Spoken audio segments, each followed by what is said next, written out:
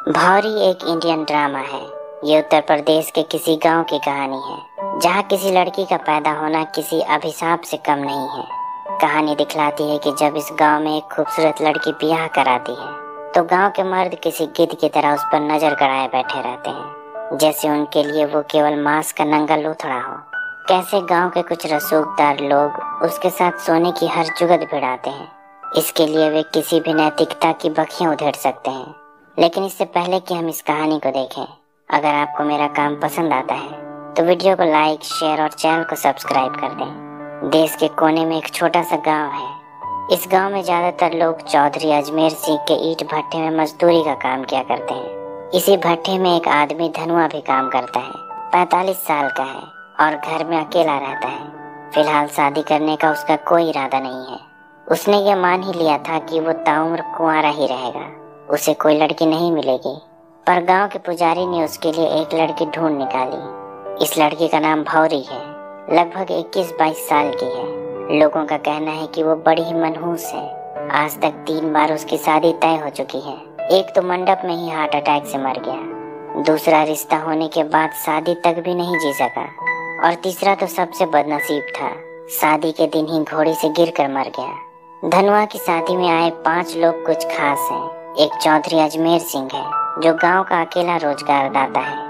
ज्यादातर ग्रामीण उसी के ईंट भट्टे में मजदूरी करते हैं। इस भट्टे का मैनेजर सोरेन भी अपने आप में खास है। हालांकि वो मजदूरों में से ही एक है, लेकिन अब चौधरी का खास लठैत है, गुंडाई करता है और मजदूरों का शोषण करने में सबसे आगे है। एक आस्तीन का सांप गाँव का पंडित भी है जो धर्म के नाम पर कई घिनौने कांड किया करता है। उसका हर कर्म कांड जैसे ग्रामीणों के शोषण के लिए ही बने हो। अगर वो लोगों से पैसे ना ठग सका तो महिलाओं की आबरू ठग लेता है। गांव में दुकान चलाने वाला लाला भी दूध का धुला नहीं है। वो उधार तो देता है, पर इसकी वसूली के लिए महिलाओं का शरीर नोचने से भी नहीं झिझकता है। लेकिन इन सब में सबसे बढ़कर और दुष्ट गाँव का डॉक्टर है। ऐसे डॉक्टर तो भगवान का रूप हरगिज नहीं हो सकते हैं। धनुआ की शादी में चौधरी के 2 छोटे भाई दया और गोपाल भी आए हैं, जो पंडित और अपने बड़े भाई को कोस रहे हैं कि उन्होंने धनुआ की शादी एक जवान और खूबसूरत लड़की से करा दी, पर उनका तो उसे ख्याल ही नहीं है। धनुआ की पतलून में तो कोई हरकत भी नहीं होती है। वो इतनी सुंदर लड़की का क्या करेगा। चौधरी के भाई गांव के छठे हुए बदमाश हैं। गांव में कोई भी ऐसी लड़की नहीं है जिस पर उन्होंने बुरी नजर ना डाली हो। शादी के दिन जब लोग दावत में व्यस्त थे, रात होते ही उन्होंने गांव की एक मानसिक रूप से विक्षिप्त लड़की बसंती को जंगल में ले जाकर उसका रेप कर दिया, और इस डर से कि वो इस बारे में किसी को ना बतला दे, उन्होंने उसे मारकर नदी में फेंक दिया। उन्हें लगा था कि वे हमेशा की तरह बच जाएंगे, लेकिन इस बार बात रेप के साथ मर्डर की भी थी। गाँव वालों का मुंह बंद करना मुश्किल था। ऊपर से इंस्पेक्टर की भी चौधरी से नहीं बनती थी। उससे उसकी पुरानी रंजिश मालूम पड़ती है। अगले दिन जब चौधरी ने अपने दोनों भाइयों के कुकृत के पश्चाताप के लिए उन्हें मंदिर ले गया, थाने के इंस्पेक्टर ने उन्हें मंदिर में ही धर दबोचा, और जब चौधरी ने अकड़ दिखलाई तो उसने दोनों भाइयों के सामने ही जोर का झापड़ चौधरी के गालों पर धर दिया।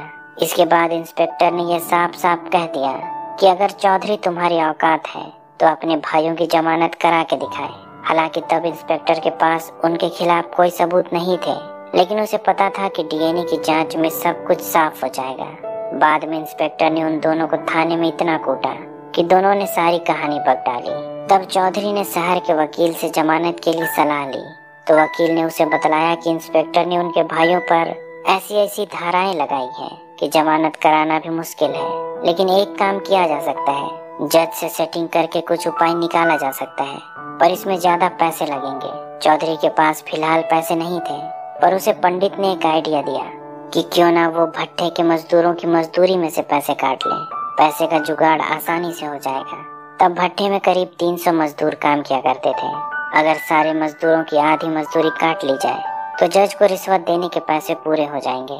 गांव के मजदूर मजबूरी में काम छोड़ भी नहीं सकते हैं, क्योंकि यहाँ काम करने के लिए कोई दूसरा भट्टा है भी नहीं। और अगर कोई मजदूर विरोध करे तो फिर सोरेन किस बात के लिए है, उसकी गुंडाई कब काम आएगी। मजदूरी आधी होने से सारे मजदूरों का जीना हराम हो गया है। इसमें धनुआ भी एक है।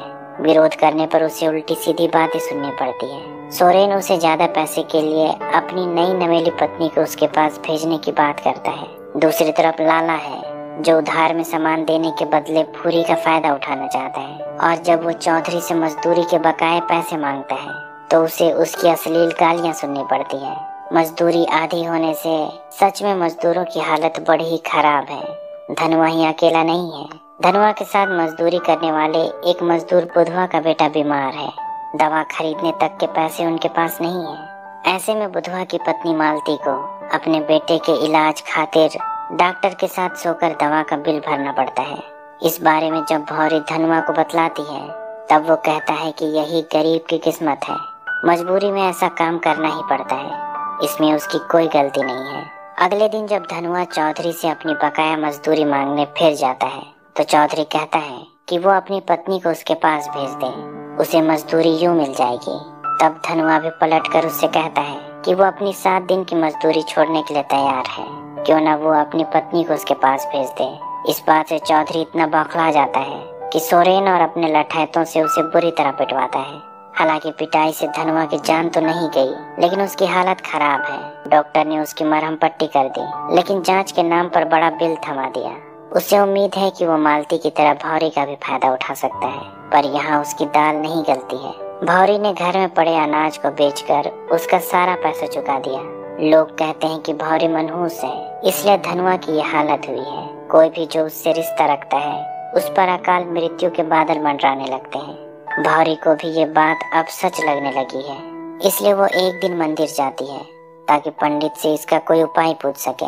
तब पंडित उसे एक विधि बतलाता है जिसे पूरा करने के लिए उसे अकेले रात को मंदिर आना होगा।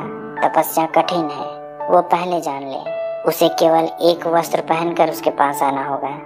जब भूरी इस विधि के बारे में अपने पति धनुआ को बतलाती है तब वो कहता है कि बीमारी अगर पूजा करने से ठीक हो जाती तो डॉक्टर के बजाय पुजारी इलाज किया करते। वो जानता है कि पुजारी के मन में क्या चल रहा है, इसलिए कहता है कि वो अपने आप ठीक हो जाएगा। उसे किसी ढकोसले में पड़ने की जरूरत नहीं है। उस रात पुजारी काफी देर तक भौरी का इंतजार करता है, पर वो मंदिर नहीं आती है। इस बात पर लाला पंडित का बड़ा मजाक बनाता है, पर सोरेन कहता है कि उसने धनुआ को काम से इसलिए निकाला था कि वो मजबूर होकर अपनी पत्नी को उसके पास भेज दे। लेकिन लाला, तुमने उसका अनाज खरीद कर उसे पैसे दे दिए, उसने डॉक्टर का बिल भी भर दिया और पुजारी के पास भी नहीं आया। सारे किए कराए पर उसने पानी फेर दिया है। पर लाला कहता है कि गलती उसकी नहीं है, गलती डॉक्टर की है। अगर वो धनुआ का इलाज करने के बजाय उसे कोई ऐसी दवा दे देता जिससे कि उसकी मौत हो जाती तो वे आज भौरी के साथ मौज कर रहे होते। तब डॉक्टर कहता है कि उसके पास एक उपाय है, बस देखते जाओ वो क्या करता है। अगले दिन डॉक्टर चौधरी की मदद से पंचायत बुलाता है और पूरे गांव के सामने ये घोषणा करता है कि गांव में एक आफत आने वाली है, एक महामारी फैलने वाली है। उसके हाथ में एक मेडिकल रिपोर्ट है। डॉक्टर कहता है कि यह मेडिकल रिपोर्ट धनुआ की है, उसे एड्स नाम की बीमारी है। गांव वालों को कुछ समझ में नहीं आ रहा है कि ये कौन सी बीमारी है, पर सुनने में खतरनाक मालूम पड़ती है। उन्हें कोई आइडिया नहीं है कि ये कैसे फैलती है और इसका कारण क्या है। हालांकि ये रिपोर्ट कितनी सच है ये डॉक्टर ही जानता है। डॉक्टर और चौधरी कहते हैं कि धनुआ को गांव से बाहर निकालना होगा, नहीं तो संक्रमण से सभी मारे जाएंगे, पूरा गांव शमशान बन जाएगा। ये गांव अनपढ़ और जाहिलों से भरा है। गांव के सभी लोग धनुआ से नाता तोड़ देते हैं और उसे आउटकास्ट कर दिया जाता है। बेचारे धनुआ को गांव के बाहर एक झोपड़ी बनाकर रहना पड़ता है। धनुआ ने अपने साथ भौरी तक को नहीं रखा, उसने उसे भी खुद से दूर कर दिया, कहीं ये बीमारी उसे भी ना लांग जाए। वैसे भी उसे तेज खांसी है। गांव के बाहर रहते हुए धनुआ कोई काम भी नहीं कर सकता है, पर जिंदा रहने के लिए खाना तो पड़ेगा ही, इसलिए अब ईंट भट्टे में भौरी को काम करना पड़ता है। लेकिन यहाँ उसके शरीर पर गिद्ध की तरह हौसियों की नजर गड़ी हुई है, बदन का एक हिस्सा भी किसी तरह दिख जाए। एक दिन मुंबई से एक लड़का मजदूरों पर डॉक्यूमेंट्री शूट करने आता है। वो गांव के मजदूरों की स्थिति पर एक डॉक्यूमेंट्री बना रहा है। गांव की एक महिला उस लड़के के लिए खाना बनाने और उसके घर की साफ सफाई का काम भौरी को दिला देती है, क्योंकि गांव के गिद्धों की वजह से उसका भट्टे में काम करना मुश्किल हो चुका था। मुंबई से आया लड़का जवान था और उसकी देखरेख करते करते भूरी के मन में उसके लिए चाहत बढ़ चली थी। जब उस लड़के की शूटिंग पूरी हो जाती है, जाने से पहले तेज बारिश हो रही है। उसे उसके घर तक छोड़ने के क्रम में वे दोनों भाग जाते हैं और रास्ते में ही एक दूसरे से प्यार करते हैं। उन्हें लगा था कि रात के अंधेरे में उन्हें प्यार करते किसी ने नहीं देखा होगा, लेकिन भट्टे के मैनेजर सोरेन का एक लड़का उन्हें एक दूसरे के साथ लिपटते हुए देख लेता है। उसी रात वो इस बारे में गांव के उन 5 दुष्टों को बतला देता है। 5 इस बात से इतने बौखलाए हुए हैं कि भौरी ने उनके बजाय उस शहरी लौंडे को चुन लिया। इसलिए अगले दिन वे पूरे गांव के सामने उस लड़के की बुरी तरह पिटाई करवाते हैं और गांव की नाक कटवाने के आरोप में भौरी पर पंचायत बैठाते हैं। इस पूरे तमाशे के बाद तो धनुआ ने भी भौरी से रिश्ता तोड़ लिया, क्योंकि उसने उसे धोखा दिया है, उसने अडल्टरी की है। अब इस गांव में भौरी का जीना मुश्किल हो गया है। ना तो उसके पास कोई काम है और ना ही अपने पति धनुआ का सहारा। वो पूरे गांव में अकेली अबला है। कुछ दिनों तक गांव में अकेले कष्ट झेलने के बाद वो तय करती है कि अब वो वही करेगी जो गांव के लोग उससे चाहते हैं। उसने चौधरी और उसके सारे चमचों को ये संदेश भिजवा दिया कि वो उनके साथ सोने के लिए तैयार है, पर इसके लिए वो दूसरी लड़कियों के मुकाबले 7 गुने अधिक रकम लेगी। ऊंची कीमत सुनकर शुरू में तो उन 5 में से कोई भी उसके पास ना जाने का दिखावा करता है, लेकिन उसी रात 5 एक के बाद एक भौरी के घर पहुंच जाते हैं। लेकिन आज केवल उनमें से एक ही भौरी के इस नए बिजनेस का उद्घाटन कर सकता है। जो सबसे ऊंची कीमत लगाएगा वही फीता काटेगा। यहाँ सबसे ज्यादा पैसे केवल लाला लेकर आया है, यानी भौरी के साथ पहली रात लाला के नाम होगी। उस रात वो भौरी के साथ खूब मौज करता है। गांव में सभी भौरी के दीवाने थे, इसलिए जब लोगों को पता चला कि भौरी ने प्रोस्टिट्यूशन शुरू कर दिया है, वे 7 गुना अधिक पैसे में भी उसके साथ सोने के लिए जुगत भिड़ाने लगे। डॉक्टर से लेकर पुजारी और पुजारी से लेकर मजदूरों तक ने भी भौरी का स्वाद अच्छे से चख लिया। गांव का हर मर्द जो अपनी घरवाली के सिवाय किसी और औरत के पास भी जाता है, सबने मौका मिलते ही भौरी का भोग लगा लिया। अब सब कुछ नॉर्मल सी बात हो गई है, लेकिन धनुआ सब जानते हुए भी गांव के बाहर रहने को मजबूर था। भौरी ने अपनी इज्जत बेच दी। इधर वकील ने चौधरी को कहा था कि वो पैसे का बंदोबस्त समय से कर ले, वो जज से सेटलमेंट करा देगा। लेकिन पैसे देने के बाद जब ये लग ही रहा था कि उसके भाइयों की जमानत हो जाएगी, जज का तबादला हो गया और उसके पैसे डूब गए। तब वकील कहता है कि उसके पास अब भी एक उपाय बचा है, वो बसंती की दादी से सेटलमेंट करा के केस वापस करा सकता है। पर जब चौधरी उसकी दादी के पास जाता है, तब वो बतलाती है कि जिस लड़की का उसके भाइयों ने रेप करके हत्या कर दी, वो उसकी खुद की औलाद थी। बसंती चौधरी की बेटी थी। बुढ़िया की बहू जब जिंदा थी, उसके साथ चौधरी के अवैध संबंध थे, उसी से वो गर्भवती हुई थी। जब चौधरी को ये बात पता चलती है कि बसंती उसकी खुद की बेटी थी, वो अंदर से जैसे मर जाता है। उसने एक संतान की आस में जवानी निकाल दी थी। बसंती भले ही दिमागी तौर पर बीमार थी, पर आखिरकार उसकी ही बेटी थी। इस सच्चाई के बाद वो बड़ा ही गुमसुम रहने लगा था। वो किसी से कुछ भी बात नहीं करता, हर वक्त कुछ न कुछ सोचता रहता। एक दिन दिमागी तनाव से उसकी मौत हो गई।